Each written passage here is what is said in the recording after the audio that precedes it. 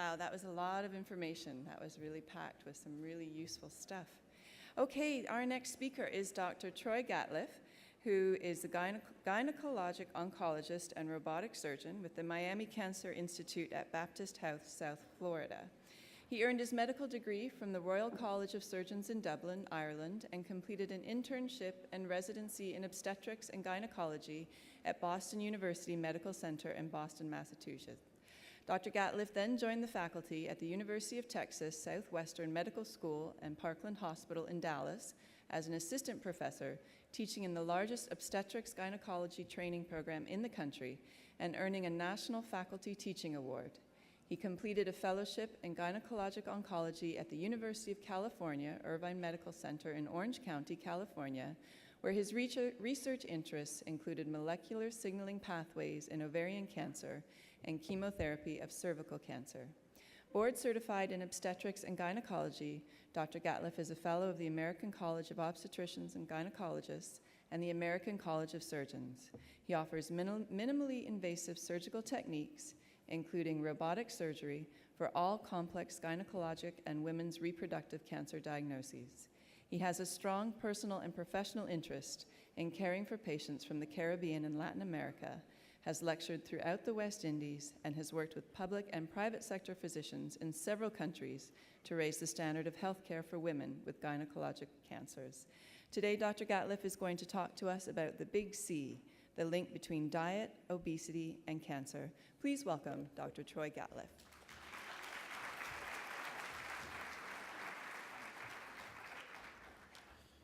Good morning. There's lots of seats, quite a few up front, so I don't want anybody having to stand on 9-inch heels. And if any of Dr. Yin's patients are here, you can have a private consultation with her. She's in the front row. So let's get everybody to come on up and find a seat. Don't be shy. I think we have ushers who can bring you up. I'd like to say thank you to the Ministry of Health and to all of you for inviting me again. It's a great pleasure and an honor for me to be here. Thank you so much for having me back. To advance, I just go one forward. There we go. Just one little brief slide about myself. I am a gynecologic oncologist. I'm a surgeon, and I also give chemotherapy for women's cancer diagnoses. After finishing fellowship in 2010, I moved to Miami, and I was in private practice there for many years. And I've had the great pleasure of coming to Cayman and meeting all of you and having many of you as my patients since 2010. My kids now joke that when we come, they start to take bets on how quickly I'll run into somebody. And the other day we were Irma refugees, running from the hurricane, and we came to Cayman during the hurricane, went into Foster's, and right as we walked into Foster's, somebody went, "Dr. Gatcliffe!" So they were taking bets, so it's great to be here again. In terms of what we're going to try to get through, I'm not going to talk for a whole hour because I can tell you that my own personal attention span is right around 35 to 40 minutes, then I glaze over and the lecturer starts.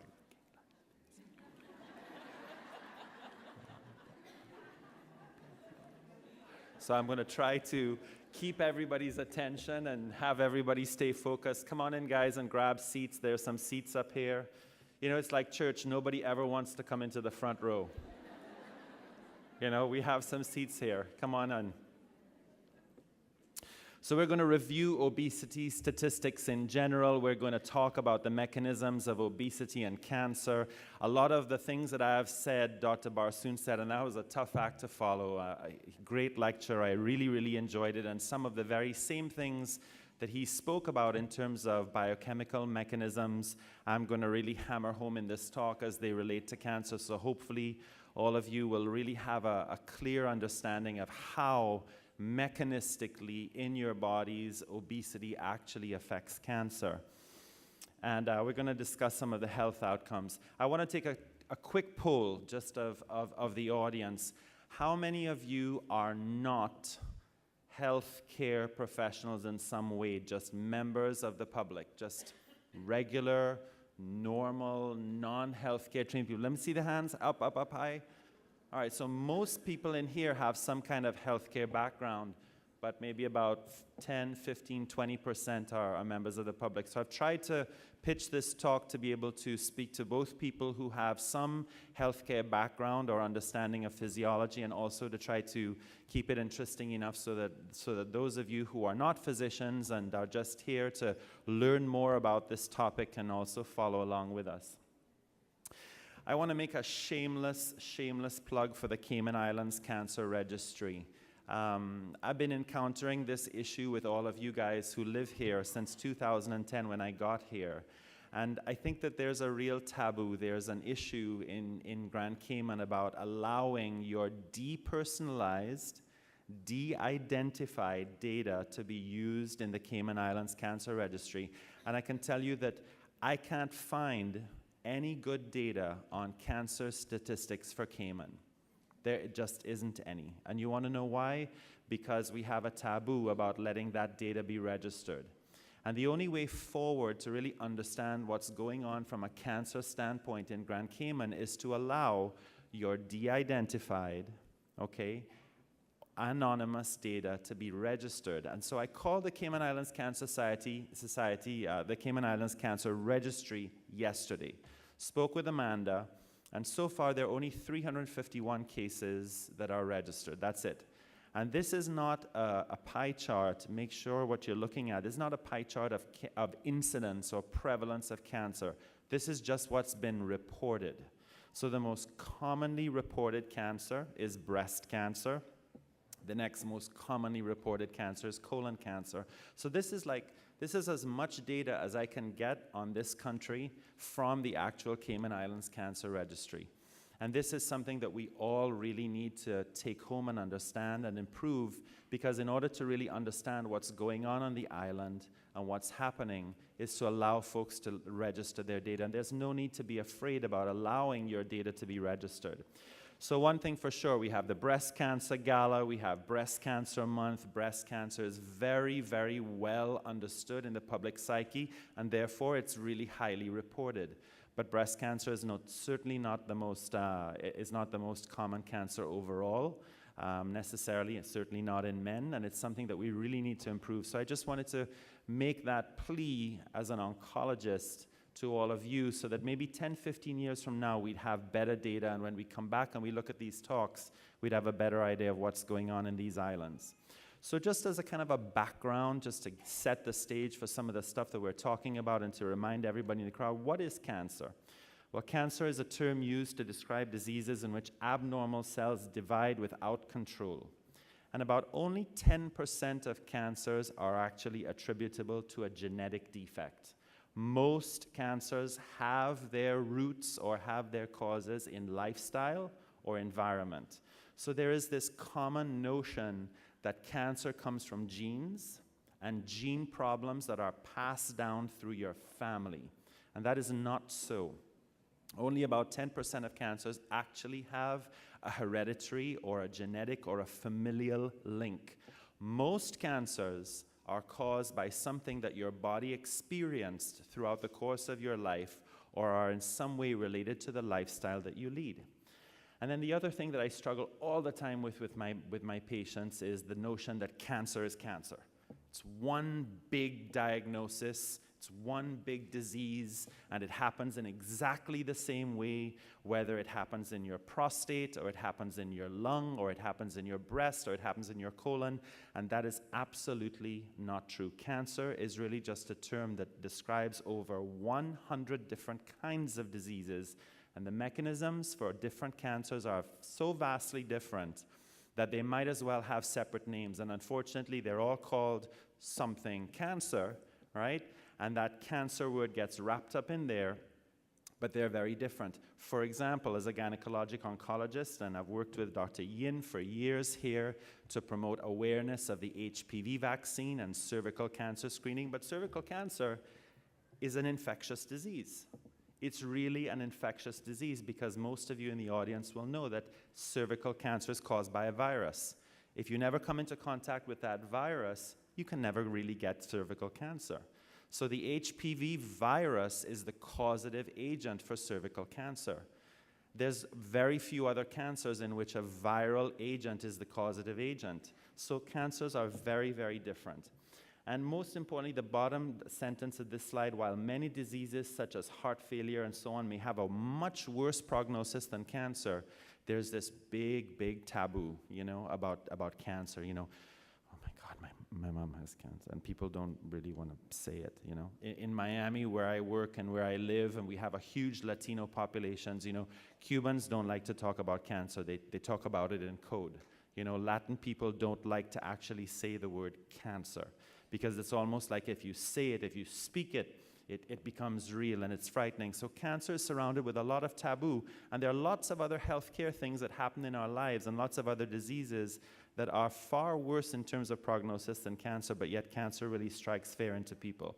Causes of cancer, this is an important take-home slide for you guys to really look at. People know really well that things like tobacco and alcohol cause cancer, but look at the combination of physical activity, overweightness or obesity, and diet. Those three, from the green down to the teal blue there, account for over 25% of the causes of cancer. So linked together, your diet, what you eat, being overweight, if you are, and how much you exercise account for approximately 25% of the causes of cancer. And I think that this is something that the public on the whole and most healthcare professionals don't really appreciate. So the effect of diet, exercise, and being overweight as a cause of cancer is huge, up to a quarter or 25%.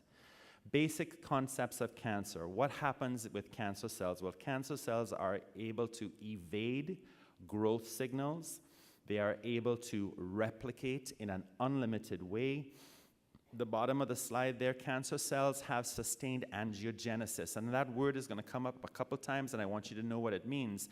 Cancer cells and tumors have the ability to create and pull blood vessels into themselves to feed themselves. Angiogenesis is a huge target for the way we treat cancers today. And this is unique to cancer cells and unique to tumors, the ability of tumors to pull and create new blood vessels. No other place in our body, no other types of cells in our bodies have quite that mechanism the way cancer cells do. And of course, one of the most important hallmarks of cancer is its ability to invade into other organs and to metastasize, to go to distant sites. Let's talk a little bit about how food, nutrition, obesity, and physical activity affect things in your body. Okay? So things like DNA repair, the repair of your DNA, the ability to repair broken cells and make them whole again are affected by food and nutrition. The effects on your immune system, and Dr. Barsoon spoke about this in really elegant ways and in very elegant slides. Inflammation and its effect on things like heart disease.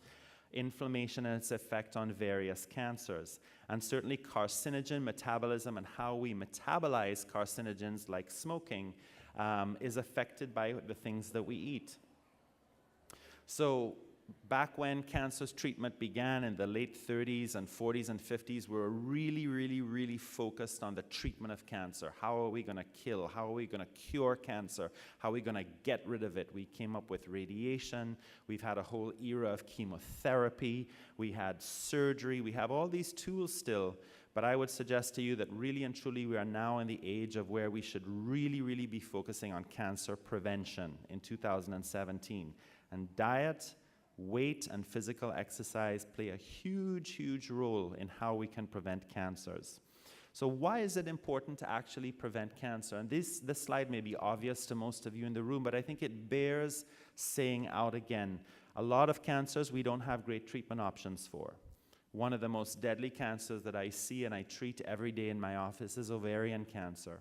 We don't have a great screening tool for ovarian cancer.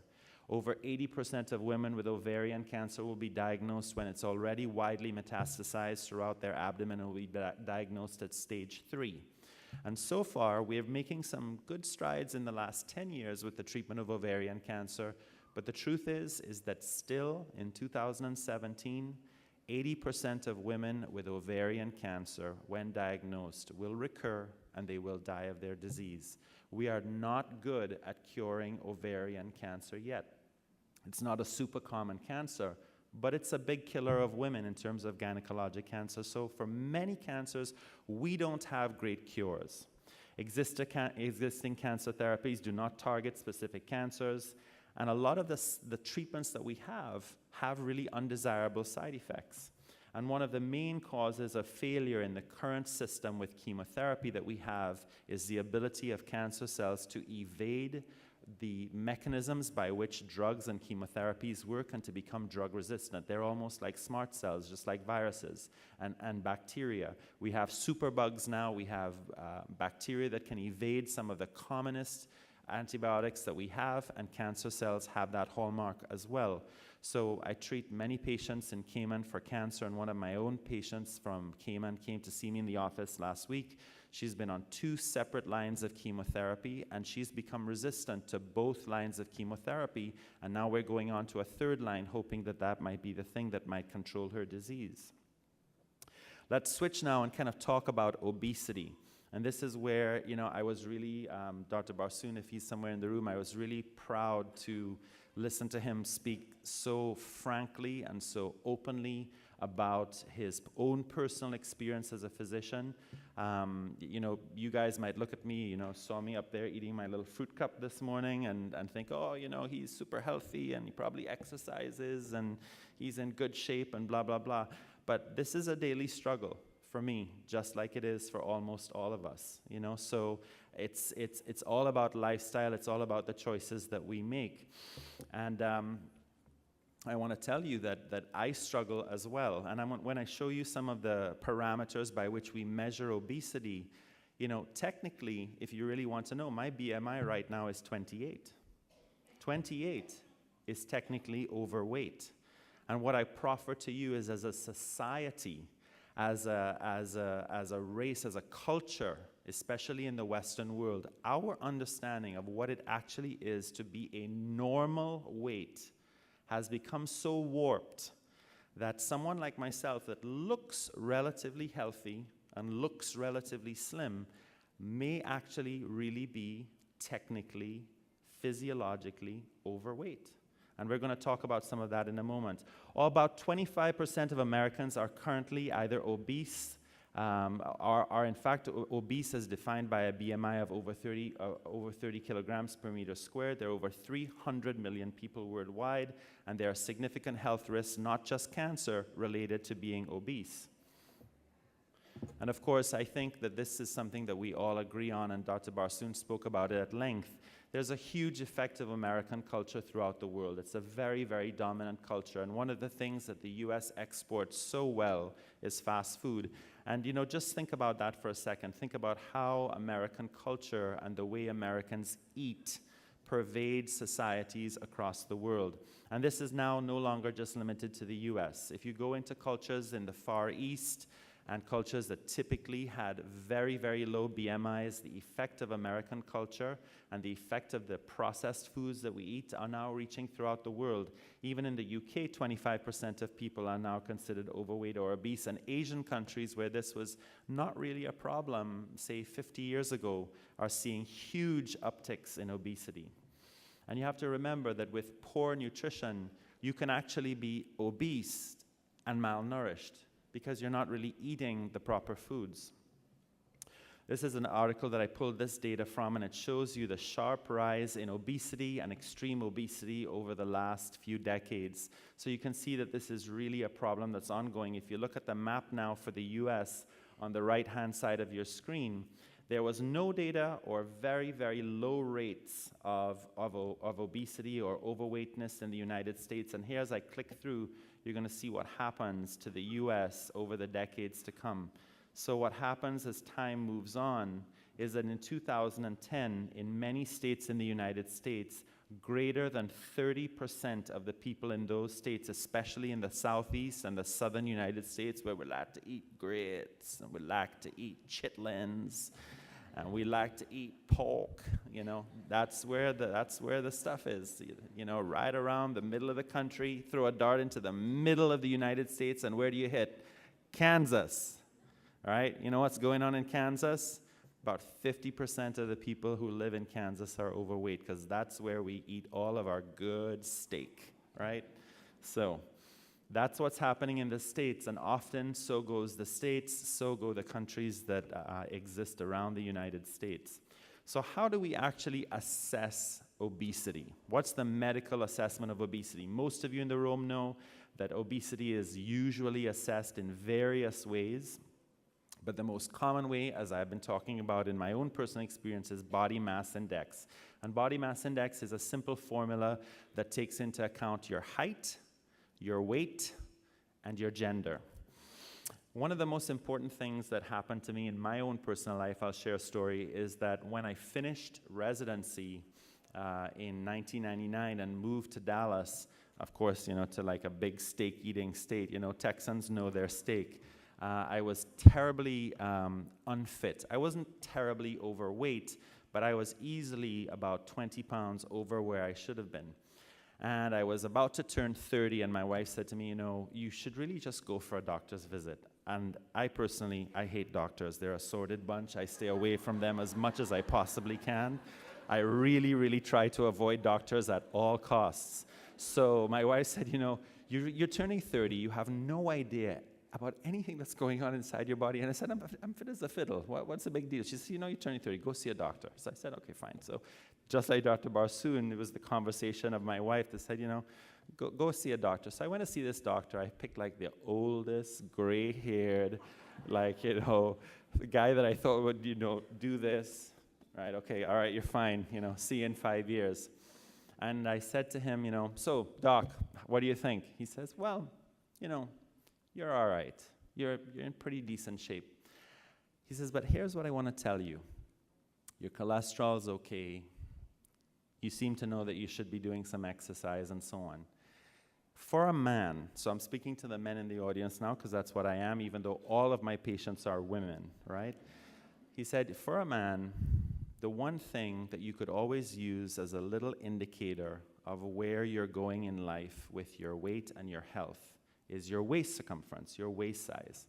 So he said to me, when you were in college, 19 years old, what was your waist size? I said, 34. He said, do you have any of those clothes around still? And I actually had a pair of jeans from when I was in college that I still had in a trunk, far packed away in a closet. And he said, what's your waist size now? 37. I was 30 years old. It was about 10 years after I'd left college, and my waist was 3 inches larger. 37 is not like the most terrible waist size for a man, but he said, what you want to do for the rest of your life is fit into the same pair of pants that you wore when you were 19. So I went home, right? I mean, that's what the guy said to me, and I thought he was going to be, out the door. And I said, holy moly, really? I mean, come on, doc. Cut a guy some slack. So I went home, I dug up the pair of jeans. And I went, holy moly. So I kept these jeans, I cut them into shorts, and I keep them in the bottom of my closet. And every time I feel I'm getting off track, I go and I try to get the jeans on. And so far, I've been able to bring myself back down to a size 34 waist. And so the issue is that we all make these choices. These are things that all of us struggle with. And so for men in the audience, if you think about your waist size when you were at your fittest and your youngest, that's what we should be trying to strive for. So if you look at, oops, where'd I go? There we go. So how much is actually excess weight? And if you look at this is where I really want you guys to think about how warped our own sense of what weight and being overweight is. So a normal BMI, not overweight, a normal BMI is anywhere between 18 and 25. 18 and 25. My BMI right now is 28. I am technically overweight. In order for me to bring my BMI into a normal range right now, I need to lose about 8 pounds. Now, my mother tells me and my wife tells you look really good right now. Just stay just like that. But the truth is that physiologically, I am technically really and truly overweight. And these are the breakdowns. So if any of you want to calculate your own BMI, you can pull up these things on your smartphone. If you pull up your gender, you pull up your weight, which you know, and you put in your height, how many of us really are actually a normal weight? So these are ranges for a typical 5'4" woman, okay? So in order to be a normal weight for a 5'4" woman, you're supposed to be somewhere between 122 and 144 pounds. If you're not, you're actually technically overweight. And a lot of us in the room are going, oh no. Oh no, no, no, no. It's hard to look at. It's hard to think about. It causes a stir. It gives you like a little flutter, right? You know, because you really don't want to be called obese, because that sounds, yeah, right?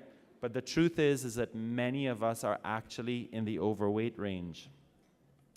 So data has been around for a very, very long time that suggests that if you're overweight, you have decreased survival, not just from cancer, but obesity affects many, many aspects of our health. And in fact, this is a slide that really, really caught my attention. In the next 3 years, by the year of 2020, 75% of the United States will be technically overweight. Not obese, but just overweight. And that has pervaded into our allowance of what we see as normal. We have changed. When we see someone that's actually now a normal weight, we think, oh my God, is she so scrawny? She needs to go and eat a good callaloo, yeah. Back at home in Trinidad, my mother would say, we'd bring her home and give her a good pilau and some breadfruit, and she'd be just fine. Because we think of people now that are actually within the normal weight range as being really skinny. And you know, Dr. Barsoon spoke about the evolution of where we have come from and now what we have morphed into. And the truth is that this is a staggering number for all of us. So what is the awareness? Let's talk about a little bit about the awareness of what we think about obesity and cancer. So this is a slide, I hope it projects well, but everybody knows that tobacco is a problem. People know that genes are a problem. People know that sun exposure is a problem. Only about half of the population actually understands that obesity has something to do with cancer. So this talk is meant to convert all of you into disciples of the truth, right? Disciples of the truth, that obesity actually has a major impact on cancer. And we want to change this perception so that everybody walking out of this room today understands that being overweight has a link to obesity, and hopefully in the next few slides I'll show you why. Perception has changed very little over the last 10 years. The public's perception of obesity being linked to cancer is not really improving. It's not going up. It's not really coming into our minds that obesity and cancer are actually linked. And in fact, here's the percentage of Americans who rate as their number one health concern. Look again at the taboo. Look again at the taboo. Cancer, cancer, cancer. She has cancer. Did you hear Arlene has cancer? People don't even want to, did you hear she has the big C? It's like cancer strikes this fear into people, but yet diabetes, yeah, heart attacks. People aren't thinking about that, but yet cancer has this place in our mind as being something really, really terrible.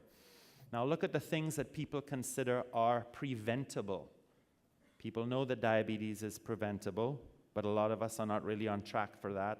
They think that heart attacks are preventable. Look at how many people think cancer is preventable. Because they think it's kind of like, you know, oh my God, you got cancer, it's terrible, terrible luck. It really did. Other than smoking, you know, everybody knows if you smoke cigarettes, you're probably going to get lung cancer. But people don't realize that being overweight is linked to so many cancers. So what's the actual data? Here's a great study from the New England Journal of Medicine that shows that as you increase in BMI, your chance or your relative risk, what is relative risk? A relative risk, for those of you in the room that don't deal with statistics every day, because I'm going to use relative risk a number of times in the next few slides. A relative risk of 1 or 1.0 is like no risk at all. It's no difference up or down. So if you have a relative risk of a variable X on Y condition, and the relative risk is 1, there's no up or down increase in you having a problem associated with variable X. If you're on the plus side of 1, you're 1.2. 1.2 is a 20% increase in your chance of having that problem. And a relative risk below 1 is protective. So if the relative risk is 0.8, there's a protective effect of that condition of that variable on the condition. So you can see here that the relative risk of 1 goes up, and you start getting into the 1.5s and up into the 2s. And notice the difference between, and this is all cancers. This is all cancers. This is not specific to one cancer or the other. But notice the difference in the impact of obesity on cancer relative risk between men and women. Women are more heavily impacted by being obese, all told, for cancers than men are. And this is important because this is who my patients are. So Dr. Barsoon did a great job, but I really want to get a little bit more into this, but he really said these actual words, and I thought it was fantastic. Adipose tissue is an endocrine organ. Adipose tissue, I tell my patients who have endometrial cancer, is like walking around with an extra ovary. So if you think about it, after menopause, your ovaries stop producing hormones, your hormones become less, your sex hormones become less. But if you're walking around with a lot of extra weight, you have a lot of extra estrogen being produced by that extra adipose tissue. And that's true for women, and that's why obesity affects women in certain cancers in certain ways, but it's true for men as well. So adipose tissue is an active endocrine organ. And there are multiple mechanisms by which having much, much more fat on your body influence effects on cancer-related functions, such as the production of sex steroid hormones like estrogen and androgen in men, the effect of insulin, and Dr. Barsoon spoke about this in many slides as well. It affects insulin sensitivity, insulin production, and most importantly, insulin resistance. It has many effects on other hormones. Fat produces leptin. Leptin is a natural appetite stimulant. So the more obese you are, the more leptin you have running around in your body, the more you're going to want to eat, the more hungry you are. And then when you eat, it takes more food to satisfy the leptin levels. So leptin is produced by fat. So it's, again, a vicious cycle. And then one of the most important things that he also stressed is the effect of adipose tissue on inflammation. So again, candidate mechanisms in adipose tissue include insulin, sex steroid hormones, obesity-induced hypoxia, and migrating adipose cells also move around the body and affect all of these cycles together. Let's talk about some of the regular biologic functions of adipose tissue. Adipose tissue, again, produces adiponectin and leptin, which stimulate appetite and appetite balance. They have a huge effect on inflammation, a huge effect on metabolism. What about the effect of being overweight on just your blood pressure?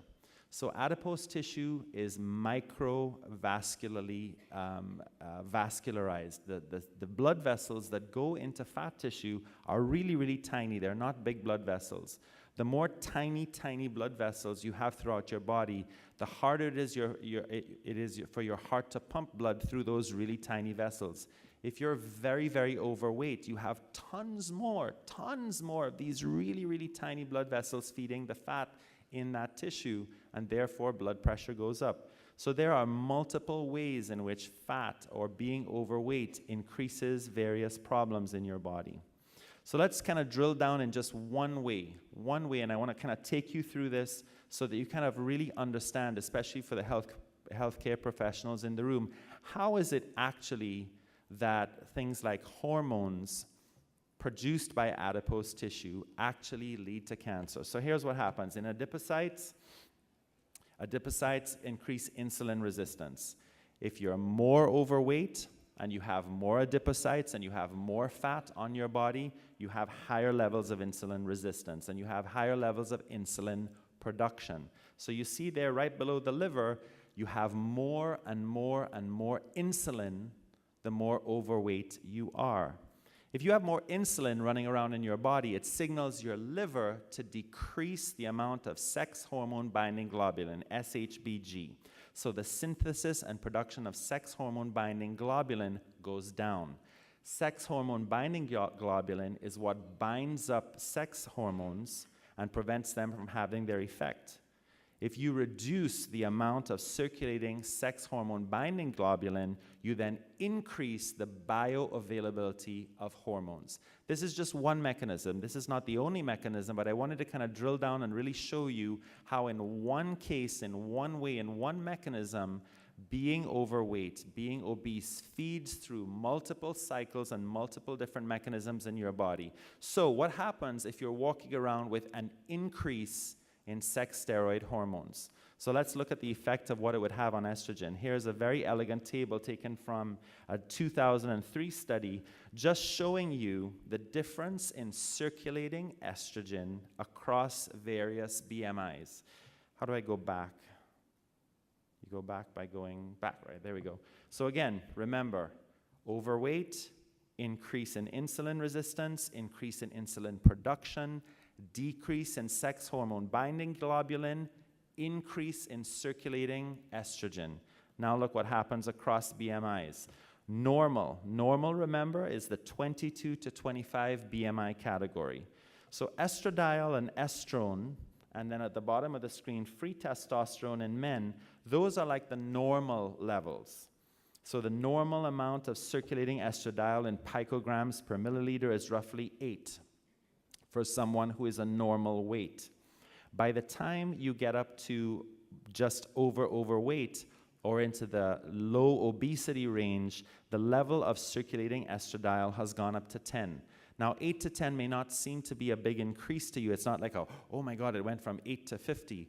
But the bioavailability and the effect of having increased estrogen just from 8 to 10 circulating in a woman's body is profound. And this, for example, is one of the most important mechanisms for its effect, the effect of circulating steroids on breast cancer. And this is why there is definitely an effect between being morbidly obese or being obese and breast cancer. Here's the link, here's the mechanism. So for proof of principle, just for understanding that, we know all these fancy things, we've studied these things, but what happens if you look at it in reverse? What happens when you take bariatric patients, morbidly obese patients, and you operate on them, and they lose a ton of weight? In Scandinavia, they do a lot of bariatric surgery, and they have very, very elegant studies that have followed their populations over long periods of time, because Scandinavians love to register for registries. They always let their data be mined, and we have amazing, important data from people in Scandinavia that have helped the whole human race, because it's a very, very static population, and they have always been happy to allow their data to be used, their data, not necessarily their bodies, but their data to be used for medical research. So what happens when you take morbidly obese people, you operate on them, you do stomach bypasses, you do all of the different bariatric options that we have now, and you have a patient that goes from 300 pounds down to 175 pounds. Well, they followed those people. And look at the effect between pre-operative and post-operative, especially in the women. On the left side is the men. There's not a profound effect on the men, but look at the effect of having bariatric surgery on non-fatal cancer incidence in women. It significantly shifted the curve to the right. What is this? This is a Kaplan-Meier curve, for those of you that know these curves and see them and work with them and read about them all the time in medical journals will understand. But for the rest of us, when the curve shifts to the right, that's decreased mortality, that's decreased incidence, that's a decreased effect. So the women in blue, or the women to the left curve, are the women that did not have surgery, and the women to the right are the women that had surgery. There was a significant splitting of the curves showing that the non-fatal cancer incidence in women markedly decreased in the women who lost weight as a result of bariatric surgery. And now this is both men and women together, just looking at cumulative mortality, all-cause mortality, not related just to obesity, but all-cause mortality from the people that underwent bariatric surgery versus controls. So significant weight loss, just as proof of principle, significantly improves lifespan. So let's talk about a couple of the cancers that have true and known links to obesity. And so there is strong, convincing evidence that overweightness is related to esophageal cancer through a very different mechanism, which I'll explain in a second, pancreatic cancer, colon cancer, breast cancer, endometrial cancer, and kidney cancer. There is probable evidence to support, especially in men, most importantly in women, but possibly in men, that gallbladder cancer is also linked to being obese. And I'm going to go through some of these right now in this slide. So again, the big cancers related to obesity: colon cancer, female breast cancer, one of the cancers that I take care of day in and day out, which is endometrial cancer, and we're going to talk about that mechanism. We have already looked at it on the mechanistic slide, but it's related to having excess levels of circulating estrogen. Kidney cancer, esophageal cancer, pancreatic cancer, and liver. So these are the big ones that really have something to do with being overweight. Let's look at men. Men, to begin, esophageal cancer. What's the mechanism? It's not due to circulating high levels of steroids. It's not due to inflammation. It's due to the fact that if you're overweight, if you're morbidly obese or very, very overweight, you have a lot of reflux. Reflux into the esophagus of stomach acid is the main causative agent of esophageal cancer. So the risk, remember the relative risk? The risk of having esophageal cancer if you are obese or overweight is 1.52. It's at the top of the slide. You have a 50% increased risk of having esophageal cancer if you're overweight and you're a man. Thyroid cancer, we don't know why. That has not yet been fully elucidated, but there is a marked increase in thyroid cancer with men due to being overweight. Colon, due to insulin resistance, and we'll get into that in a second. Renal, liver are the top, round out the top 5. So for men, these are the ones that really, really make a difference. Down at the bottom of the screen, you'll see a question mark. There's a slightly increased risk, but I think the data is becoming more and more strong that there probably is a risk, a link between being overweight, something to do with insulin metabolism, and prostate cancer. So I think that as the data becomes more and more clear, and as we investigate this more and more, we're going to realize that there are mechanisms in which obesity is related to prostate cancer. So again, this is the same data, just looked at in a different way. For the scientists in the room, you'll know that if the confidence interval does not touch the line all the way on the left, if the confidence interval does not touch 1, that is a statistically significant scientific finding. And again, you'll see that for all cancers, an increased risk in men, but most importantly for colon and stomach, pancreas, and liver.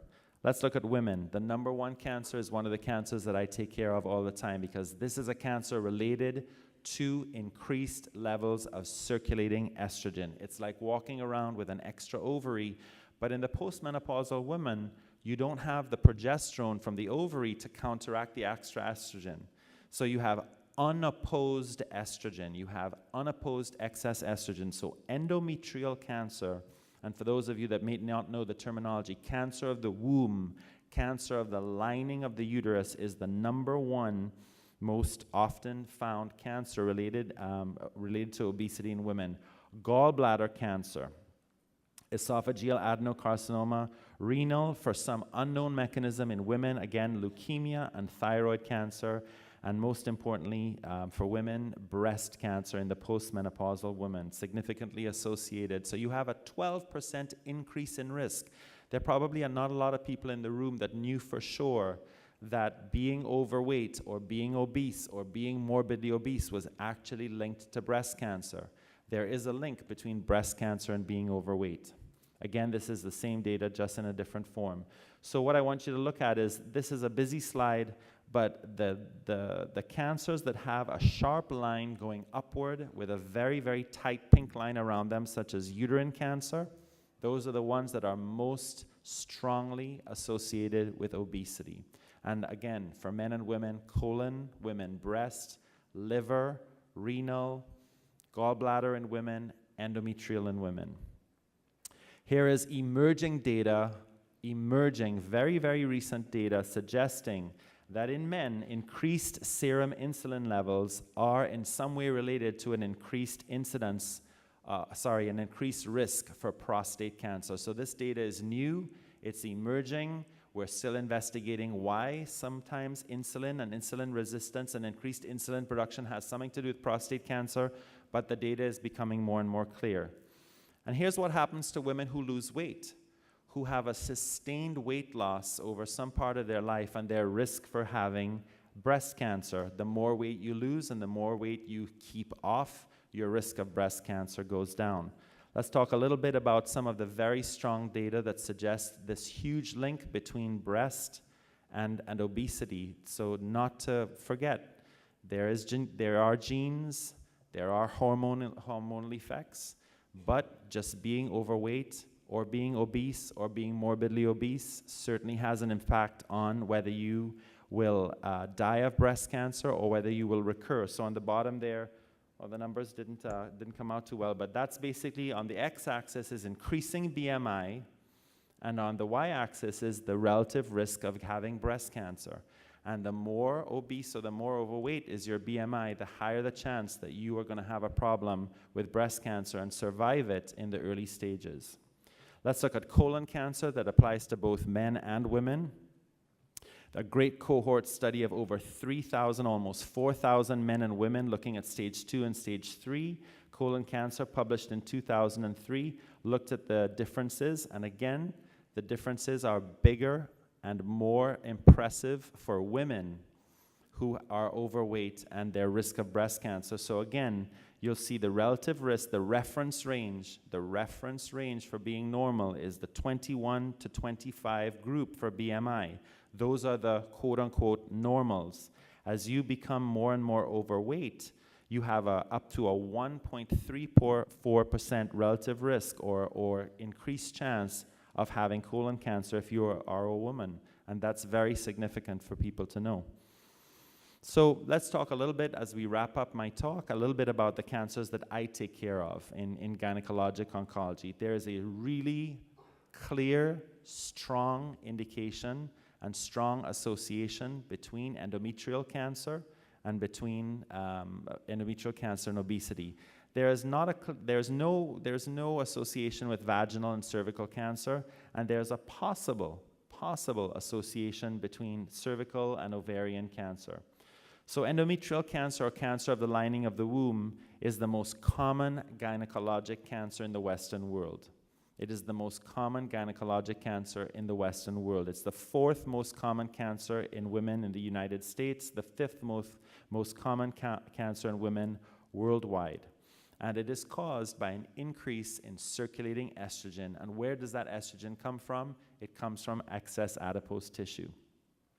To give you a kind of an update on where we are in the last 20 to 30 years, there's a slight uptick in the number of cases, but there's a dramatic increase in the number of deaths. So endometrial cancer, as related to the increasing morbidity of the US population, is a real and true thing. So in 1987, when I was leaving high school and going to college, the deaths from endometrial cancer in the US were about 3,000. Now, about 3 decades later, we have almost a tripling or a doubling of that risk, of the number of deaths. So this is significant. What are the links and what are the mechanisms? It has to do with elevated endogenous circulating estrogen. So being in that hyperestrogenic state and having extra estrogen is the main mechanism. And there is a clear progression.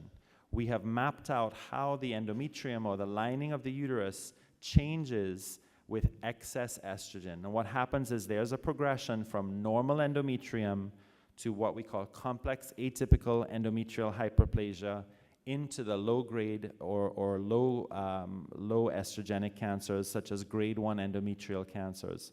So there is a true causative agent, and we know what it is. It's being overweight or being morbidly obese. So again, this basically just repeated what I just said, but again, having excess estrogen from adipose tissue markedly increases the risk of the progression of complex endometrial hyperplasia over to endometrial adenocarcinoma.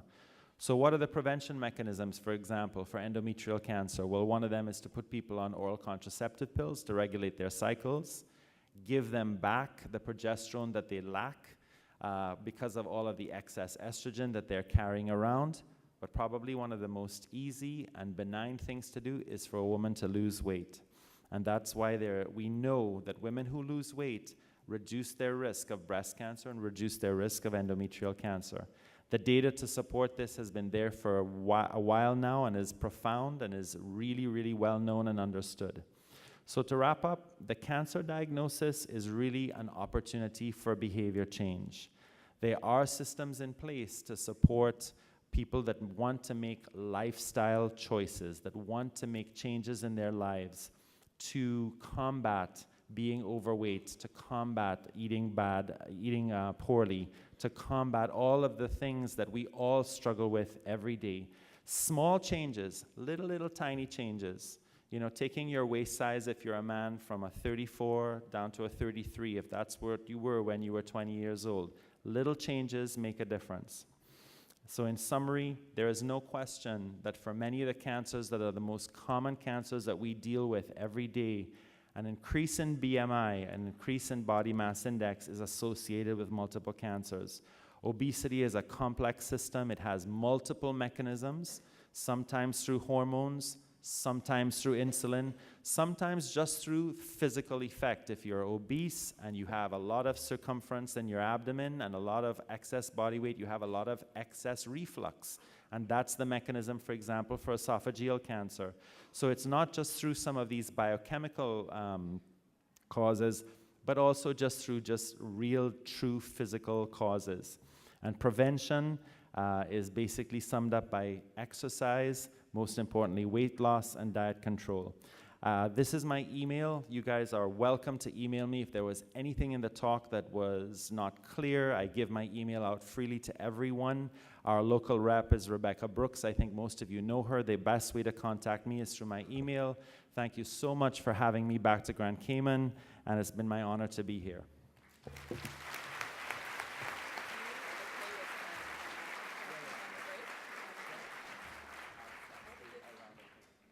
Don't run away, Dr. Gatcliffe. Can I get another round of applause for Dr. Gatcliffe?